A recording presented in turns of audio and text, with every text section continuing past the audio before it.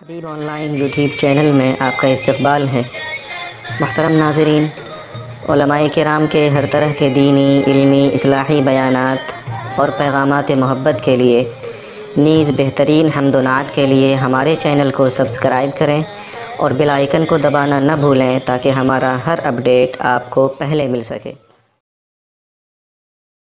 مطابق آپ کی ولادت کی جو تاریخ ہے 12 ربیع الاول کی، ہمارے بعض بھائی وہاں جلوس محمدی نکالتے ہیں۔ نبی پاک علیہ السلام سے محبت اور عشق کے اظہار کے لیے سیرت کے جلسے ہمارے علاقوں میں ہوتے ہیں، سیرت کے تذکرے ہماری مسجدوں کے منبر و محراب سے آپ کے سامنے میں ہوتے ہیں۔ لیکن اس وقت آپ کے سامنے مجھے جو بات عرض کرنی ہے وہ بہت توجہ کے ساتھ سنیے۔ 6 صدی عیسوی میں ہمارے آقا جناب محمد الرسول اللہ صلی اللہ علیہ وسلم اس دنیا کے اندر تشریف لائے تھے۔ ظلم تھا، کفر تھا، شرک تھا، خرابیاں تھیں، معاشرے کے اندر کوئی ایسی خرابی نہیں تھی جو نہیں پائی جا رہی ہو۔ ہمارے نبی آئے اور انہوں نے اپنے پیغامات کے ذریعے سے، اللہ کے قرآن کے ذریعے سے، اپنے روشن ہدایات کے ذریعے سے معاشرے کو یکسر تبدیل کیا، معاشرے کو یکسر بدل دیا۔ اور آپ اگر تجزیہ کیجئے تو اس دنیا کے اندر ابتدا سے لے کر اب تک اور قیامت تک یہ سلسلہ چلے گا کہ انسانیت کی صلاح کے لیے، انسانیت کی فلاح کے لیے، معاشرے اور سوسائٹی کی ترقی کے لیے، انسانیت کو انسانیت کا سبق دینے کے لیے اور مانوتا کو مانوتا کا پاٹھ پڑھانے کے لیے بہت سارے رشی منی اور بہت سارے دھارمک لوگ، علماء، صلحاء، بہت سارے شعراء ادبا نے کام کیا۔ بڑے بڑے شعراء ادبا آئے اور انہوں نے فصیح و بلیغ کلام کے ذریعے سے چاہا کہ انسانی معاشرے کی خرابیوں کو ختم کیا جائے اور انسانیت کو انسانیت کا پاٹھ پڑھایا جائے۔ بڑے بڑے مذاہب کے داعی اس دنیا کے اندر آئے اور انہوں نے اپنی دعوت کی شیرینی کے ذریعے سے چاہا کہ اس قوم کو اور اس معاشرے کو بدلا جائے۔ لیکن پوری انسانیت کی تاریخ گواہ ہے کہ ہمارے آقا جناب محمد الرسول اللہ صلی اللہ علیہ وسلم نے اپنی دعوت، اپنی تبلیغ، اپنی فکر اور اپنے کد و کاوش اور اپنے درد اور کڑھن کے ذریعے سے، اپنے رہنما نقوش کے ذریعے سے انسانیت کو جیسا بدلا اور معاشرے کے اندر جیسی تبدیلی پیدا کی، آج تک بلکہ قیامت تک ویسی تبدیلی نہ کوئی پیدا کیا ہے اور نہ ہی قیامت تک کوئی کر سکتا ہے۔ اور عشق رسول اور محبت رسول کی چنگاری جس عاشق کے دل میں ہے، صرف اس کی یہ فریاد نہیں ہے۔ ایک مسلمان صرف یہ دعویٰ نہیں کر سکتا کہ ہمارے آقا جناب محمد الرسول اللہ صلی اللہ علیہ وسلم سب سے زیادہ کامیاب داعی ہیں اور انہوں نے انسانیت کی ریفارمیشن کے لیے، اس کی اصلاح کے لیے اور اس کی تبدیلی کے لیے سب سے زیادہ کامیاب تحریک چلائی ہے، بلکہ غیروں نے، میرے بزرگوں، کافروں نے، مشرکوں نے اور ان لوگوں نے جن کو آقا صلی اللہ علیہ وسلم کی نبوت اور رسالت پر ایمان نہیں لایا، جن کو آقا صلی اللہ علیہ وسلم کی نبوت اور رسالت پر ایمان لانے کی توفیق نہیں مل سکی، لیکن جب انہوں نے منصفانہ تجزیہ کیا، جب انہوں نے منصفانہ جائزہ لیا اس بات کا کہ اس دنیا کے اندر انسانی تاریخ میں کون ہے وہ جس نے سب سے زیادہ صالح روایات کے ذریعے سے معاشرے کو بدلا، جس نے سب سے زیادہ معاشرے کے اندر تبدیلی پیدا فرمائی، جس نے سب سے زیادہ معاشرے کو اپنی تحریک اور اپنی دعوت اور اپنے مشن کے ذریعے سے معاشرے کو بدلا، معاشرے کے ظلم و جور کو عدل و انصاف سے بدلا، کفر و شرک کو مٹا کر کے ایک اللہ کے ایمان اور ایک اللہ کی طرف معرفت کی دعوت سے معاشرے کو جگمگایا، جس نے معاشرے کو عادلانہ اور منصفانہ نظام زندگی دیا، جس نے معاشرے کے ایک ایک کمزور انسان کو عدل و انصاف کا پیغام دیا، جس نے معاشرے کے ٹوٹے ہوئے لوگوں کو آپس میں جوڑا۔ تو جن کافروں نے اور جن مشرکوں نے تجزیہ کیا اور منصفانہ تجزیہ کیا، انہوں نے اس بات کا بھی اقرار کیا۔ کبھی میں نے سنایا تھا کہ غیروں کی انسائکلوپیڈیا کی کتاب ہے، فورن کنٹریز کے، یورپ والوں کی انسائکلوپیڈیا بریٹانیکا، اس میں لکھا ہوا ہے محمد is the most successful of all prophets and religious personalities، کہ اس دنیا کے اندر تمام مذہبی شخصیات میں اور تمام پیغمبروں میں محمد صلی اللہ علیہ وسلم کی ذات وہ ذات ہے جس نے معاشرے کو بدلنے کے لیے سب سے زیادہ کامیابی حاصل کی ہے۔ میرے بزرگوں، ہم آقا کے غلام ہیں، ہم محمد الرسول اللہ صلی اللہ علیہ وسلم سے عشق اور محبت کا دم بھرتے ہیں اور اس کا نتیجہ ہے کہ جب بھی یہ مہینہ آتا ہے تو ہم میلاد کی محفل کرتے ہیں، جلوس محمدی نکالتے ہیں، سیرت کے جلسے کرتے ہیں، سیرت کے نام پر نعتیہ مشاعرے کرتے ہیں۔ لیکن میرے بزرگوں اور خاص طور سے میرے نوجوانوں، اس بات کو اور اس ضرورت کو بہت زیادہ ذمہ داری کے ساتھ محسوس کیجئے کہ آج سے 1450 سال پہلے ہمارے آقا جناب محمد الرسول اللہ صلی اللہ علیہ وسلم جس معاشرے کے اندر آئے تھے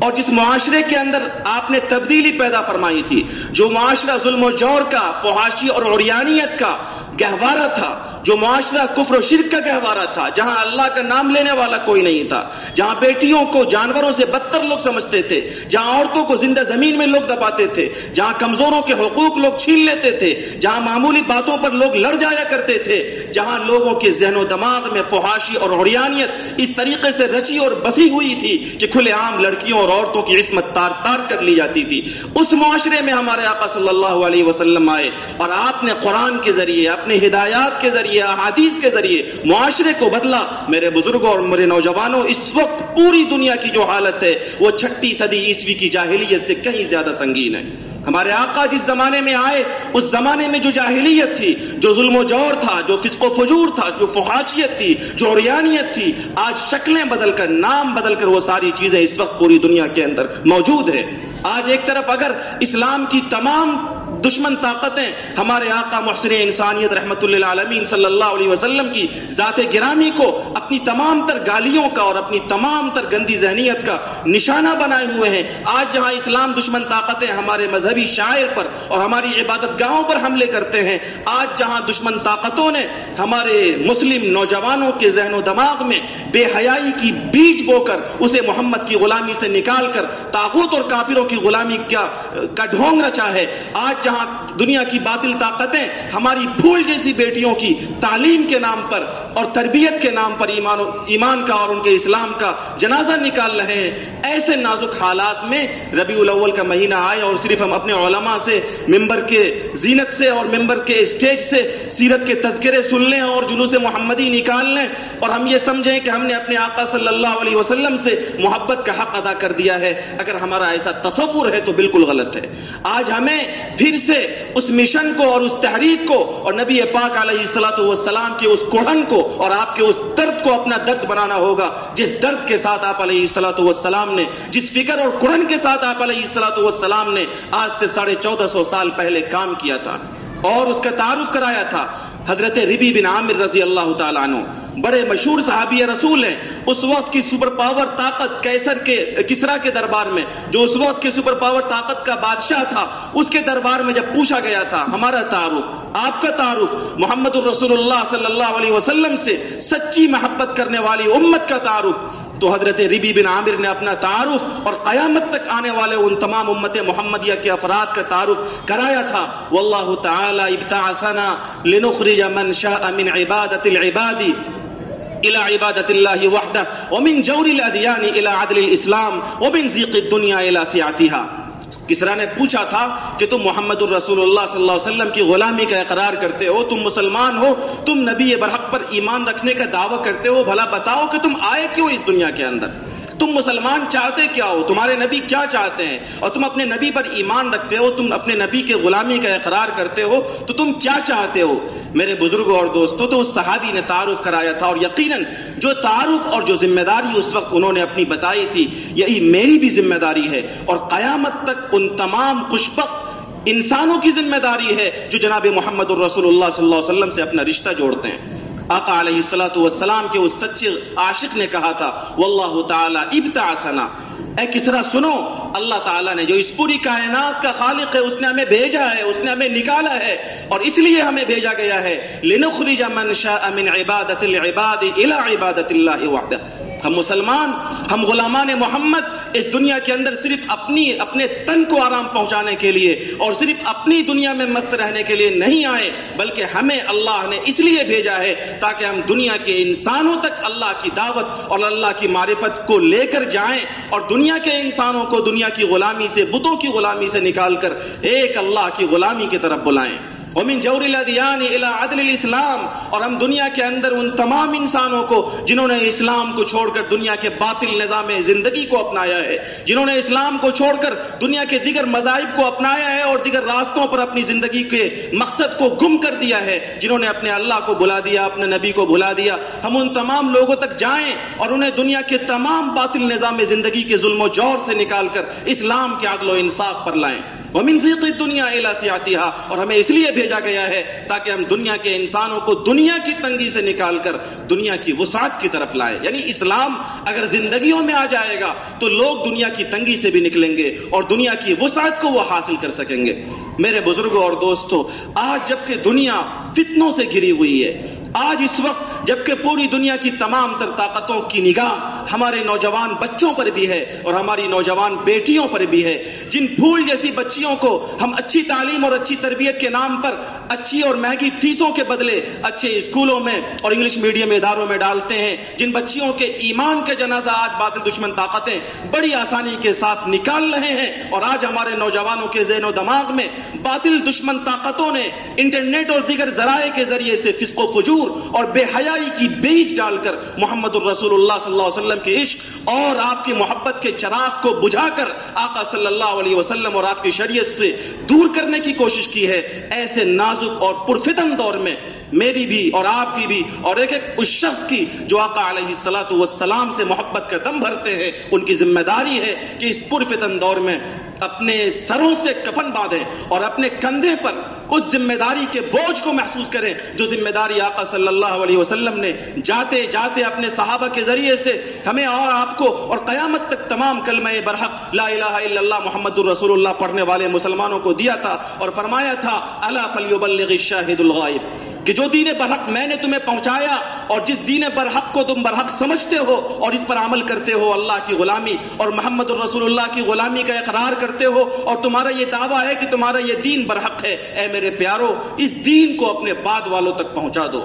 فَلْيُبَلِّغِ الشَّاهِدُ الْغَائِبُ، اس دین کو ان تک پہنچاؤ جو یہاں موجود نہیں ہیں، جن کو اللہ کی معرفت نہیں ملی ہے، جن کو نبی کی نبوت نہیں ملی ہے۔ میرے بزرگوں اور دوستو، غائب وہ بھی ہے جو بعد میں آنے والے ہیں، غائب وہ بھی ہے جو ہمارے پڑوس میں رہ کر دین سے دور ہیں، غائب وہ بھی ہیں جو ہماری آبادی میں رہ کر اللہ کی محبت اور نبی پاک علیہ السلام کی معرفت سے دور ہیں، غائب ہمارے وہ بچے بھی ہیں جو آج انگلش میڈیم اسکولوں میں اعلیٰ تعلیم تو حاصل کرتے ہیں لیکن انہیں اپنے آقا صلی اللہ علیہ وسلم کا نام اور پتہ تک نہیں معلوم ہے، ان کا تعارف تک نہیں معلوم ہے۔ اس لیے اس نازک وقت میں ہم سب کی ذمہ داری ہے کہ اپنے آقا صلی اللہ علیہ وسلم کو پہچانیں، اللہ کی محبت سے اپنے دل کو رچائیں اور بسائیں، اور نبی پاک علیہ السلام کا حقیقی عشق اور آپ کی حقیقی محبت اور آپ کی حقیقی عظمت اپنے ذہن و دماغ میں ایسا رچائیں اور ایسا بسائیں کہ ساری شریعت اسلامیہ پر عمل کرنے میں، اللہ تعالیٰ کے احکامات پر عمل کرنے میں اور جناب رسول اللہ صلی اللہ علیہ وسلم کی سنتوں پر زندگی کے تمام شعبوں میں آپ کی ہدایات پر عمل کرنے میں،